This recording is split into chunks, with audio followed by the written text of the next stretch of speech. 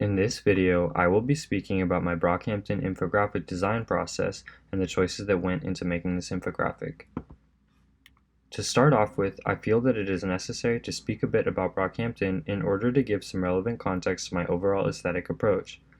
Brockhampton is a 13-person music group comprised of rappers, producers, singers, photographers, videographers, managers, and designers. Though they bill themselves as a boy band, they are firmly in the hip-hop genre. Brockhampton is known for their youthful spirit, eclectic personalities, and immense amount of communication with their fans. Over the past 2 years, the group has risen from near complete obscurity to a global fan base in the tens of millions, a chart-topping album, and a number of sold-out tours across 3 different continents and 12 different countries. When I chose Brockhampton as my topic for this infographic, I knew that I wanted to keep it consistent with their brand. Lead designer Hanok H.K. Saleshi has molded the group's promotional materials in a bold, clean-cut style that overlays powerful typography with stellar photographs and vibrant yet tasteful colors. Pictured here are promotional designs for an album and a tour. From designs such as these, I knew I wanted to keep my overall aesthetic vision clean-cut with some solidly filled shapes, minimal to no use of outlines, and plenty of negative space. For further illustration, here is a collection of all the cover artwork for the group's singles over their career. Again, we see relatively simple designs with striking typography and cohesive colors. Although Brockhampton designs that I've shown previously in this video are not technically my visual models, it was very important to me to represent Brockhampton in a visual style that did not stray too far from their aesthetic, and thus I put a lot of consideration into the Brockhampton aesthetic when selecting my visual models. After reviewing a number of sample infographics, I decided that the infographic of Kevin Durant, pictured here on the left, would be most suitable for my visual language model and my typography model due to the bold, eye-popping font and clean visual language. With the Inside the NFL infographic shown here on the right, I was able to find what I felt like were the most suitably vibrant and well-paired colors of any of the infographics I could find, leading me to choose it as my color model. Now, let's move into my infographic by speaking about visual potential. Visual potential is the idea of how we as designers can leverage visual cues and specific visual elements in order to better convey the information we seek to express. There are 5 major types of visual potential: appearance, relationships, location, time, and numbers. The visual potential of appearance relies on a designer using a familiar appearance to spark a connection to a viewer's memory, or on a designer showing how something looks in order to educate a viewer on the object's appearance. Either way, it ideally provides the viewer with solid imagery of the topic at hand. For my appearance display, I figured it would make the most sense to acquaint viewers with the physical appearance of Brockhampton.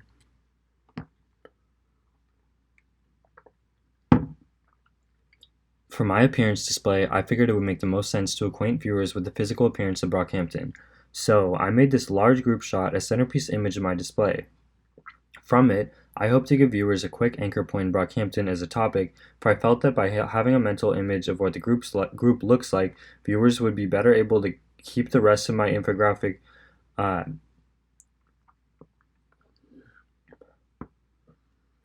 For my appearance display, I figured that it would make the most sense to acquaint viewers with the physical appearance of Brockhampton. So, I made this large group shot of them a centerpiece image of my display.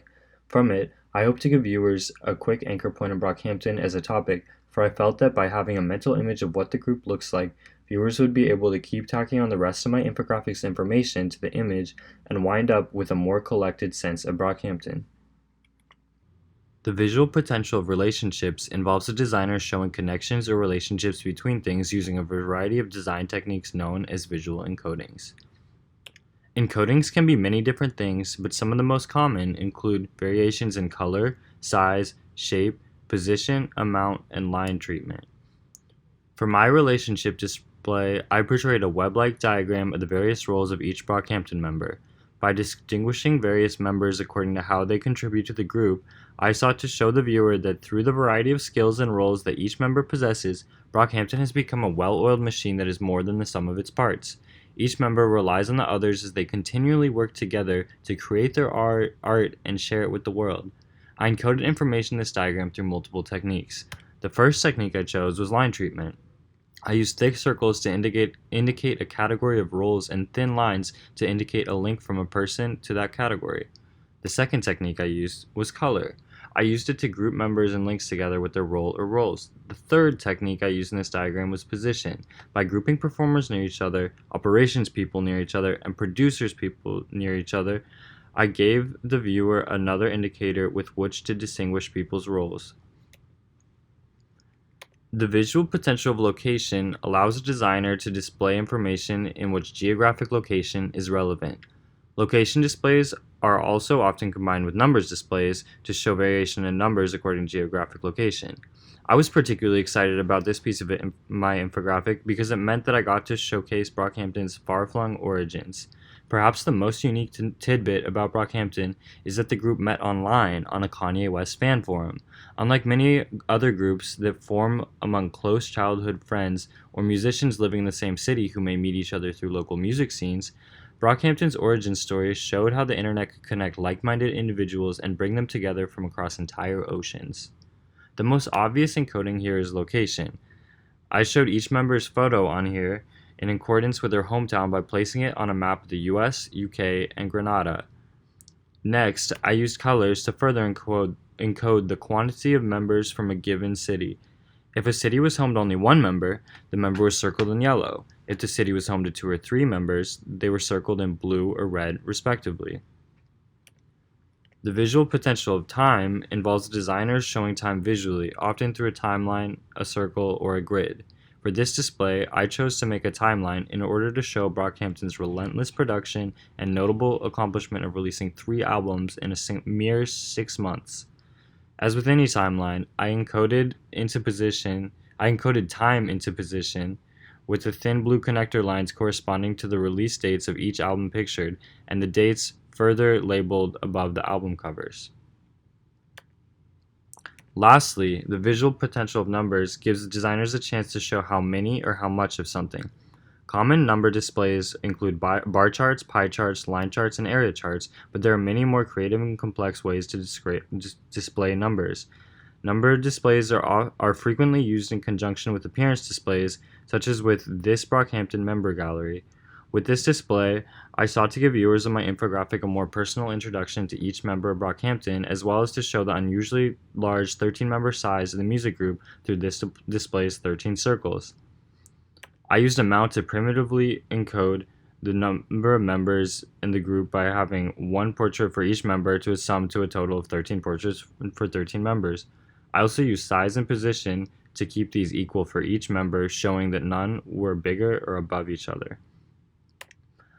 As I mentioned earlier, I used the Inside the NFL diagram for my color model.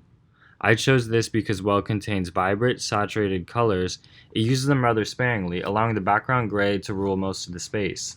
I felt that this was both a good pairing of my visual language model with Brockhampton's aesthetic because it maintained visual minimalism. My resulting color scheme was a triadically harmonious color scheme consisting of aqua, yellow, and burnt orange, in addition to light and dark gray. As per my color model, I used light gray for the background and for text boxed in dark gray rectangles. The main text color was dark gray, but a few elements used aqua or light gray text instead, such as subtitles or text within rectangles. With the exception of some aqua subtitles, yellow and burnt orange and aqua are used only for graphics and shapes within my color model, which I tried to emulate in my infographic, particularly in my relationship diagram. As I mentioned before, I used color to encode information in my location relationship displays to differentiate the amount of members from a given location and categorize the roles of each member. The model also uses a grayscale photo of a person, just as my infographic contains a grayscale group photo of Brockhampton. If I were to try to align my infographic more closely with my color model, I would need to increase the amount of aqua, yellow, and burnt orange I use in my infographics, as well as limit my photographs in favor of colored imagery, true to my color model. I weighed these options as I developed my infographic, but opted for including extra imagery of album covers whose original colors I felt were crucial to the group's aesthetic and artistic voice. I also chose to keep the base map of my location display dark gray, for colored base maps felt too overwhelming and unreadable. As far as typography goes, I had some trouble using font matching tools to identify the exact typefaces from my Kevin Durant typography model due to the model's poor resolution, but I was able to find near exact matches of each of the model's fonts eventually within the Acumen font family. Thus, I echoed the sans serif, often bold styling of the model's typography. My model uses quite a few precision labels for various statistical measures of Kevin Durant's basketball production, and I in turn use precision labels to mark the date on the discography timeline for each album, corresponding to the lines which connect the albums to the timeline. I was unable to incorporate further precision labels into my infographic because there's very little numerical data on this topic, so I did not have much in the way of bar charts, line charts, pie charts, etc. I did use identity labels in my location display to mark which city each circle or set of circles on the map is associated with. My model uses identity labels to indicate the years each bar in the bar chart represents. Overall, I sought to mimic my typography model's contrast, so placing bold fonts close to smaller, more condensed fonts, as well as by left aligning all the text. I could have followed it better by specifically emphasizing words in large bold text and by editing my introductory paragraph blurb to contain only uppercase letters, as my model does not include lowercase letters. My visual language model, which again is the Kevin Durant infographic, is a fairly minimalistic display. It uses a few base shapes with solid fills and no outlines apart from some circles and from the title box, which contains a medium weighted stroke as the outline. As you can see, I modeled my appearance display very closely off this model's fully realistic centerpiece image with its grayscale photo overlapping an outlined title box. The model places a heavy emphasis on horizontal and vertical lines and contains diagonal lines only in uniform, tightly slotted blocks, which I also include in my infographic. The model uses circles sparingly, and they are outlined but not filled, just as I have demonstrated in my relationship display. There are a few abstract, low-contrast rectangles populating the model's background, which I failed to recreate and include in my infographic. Overall, I tried to emulate my visual language model through an overall minimalistic feel that maintained a fair amount of white space with the inclusion of a large grayscale photo of my topic and the use of dark rectangles to box some headings. Visual hierarchy refers to the arrangement or presentation of elements in a way that implies importance or directs a viewer's eyes in a certain path. In regards to the visual hierarchy of my infographic, I sought for my title and appearance display to stand out to viewers and be the first thing that catches their eye. I tried to accomplish this by using exceptionally bold uppercase text coupled with a physically dominating photo of Brockhampton. I also hoped that the somewhat thick box around the title would make it stand out from the other elements on the page, which are all unboxed. Next, I wanted viewers to examine the location display to see how far all of Brockhampton came from. In order for this to happen, I placed the location display directly next to the appearance display so that, as most humans read left to right, they would likely be drawn to naturally view it next. The dark, solid gray base map in the display should also draw the user's eye as it contrasts greatly with the light and minimal background. Next, I wanted the user to view the relationship diagram. Again, I positioned this just to the right of the location display so that they would keep reading left to right and view it. After that, I hoped the user would jump down to the bottom left corner since they were already at the far right side of the infographic at this point, as one might jump to the next line when reading a book. Again, I want the user to view the right bordering section after finishing the paragraph, which in this case is the discography. This is a relatively quick section to take in, and my thought is that at this point, the user's eyes will jump all the way to the top and take in the only unread part of the infographic, the numbers display showing each of the 13 members of Brockhampton. I realized that in terms of information flow, it may make more sense to introduce viewers to each member directly after seeing the group shot in the appearance display, but I struggled with finding a way to draw the user's attention there directly after viewing the appearance display without compromising my adherence to the layout model. In my infographic, I sought to create unity through common colors, typography, imagery, and line style. I felt that using a lot of dark gray and throughout the infographic would bring it together and make the ink feel balanced, but unfortunately it is a bit heavier on the left half of the infographic and lighter on the right side, particularly in the bottom right quadrant. I was, however, happy with the consistent typefaces and how they helped hold various sections together. Another unifying element I used was the photos of Brockhampton and its members. By including and repeating photos of each person in the group in various sections, I hope viewers would end up with a more unified mental image of a previously unfamiliar group. I didn't want to focus too heavily on unity and lose variety, however, which I feel as though I showed through varying shapes, positional variety, and the use of colors in different capacities. My visual language model is able to create unity through a strict color scheme, perpendicular lines, and repeated shapes such as diagonal line patches and background rectangles. On the other hand, it creates variety by having an organic yet balanced structure, using team and league logos, and by using varying shapes such as circles, half circles, and rectangles. For my layout model, I chose the Italian infographic about green energy shown here on the bottom right. It uses a 3-row structure with subsections within each row. There is a top strip with a row of small symbols, a vertically middle section with a title and some large diagrams, and a bottom row with a variety of diagrams as well. Just as my layout model does, my infographic has a top strip with a row of small graphics, in my case, the portraits of each Brockhampton member. My middle section contains a title box on the left side, which is the same as my model, along with the group photo. The middle and right sections of my layout are populated with my location display and my relationship display, respectively. As you can see, I merged the layout model's 3 sections in this area into just 2 in my infographic. The bottom section of my infographic contains a relatively narrow left section with some paragraph text and a long rectangular section spanning the rest of the row.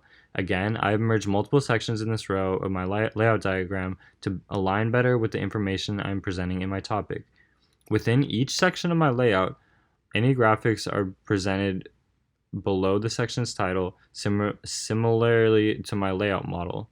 These titles are left aligned to the displays they label, and each section is vertically aligned along the top to other sections in its row, just like my model. Overall, despite lacking the beautiful balance of my layout model, my infographic clearly follows the 3-row pattern put forth by my layout model and makes use of the same alignment techniques as well. Lastly, here's a look at my final infographic. To get a first-hand experience of Brockhampton's music and designs, go to brockhampton.com or find them on social media such as Twitter, Instagram, and streaming platforms such as Spotify, Apple Music, and YouTube.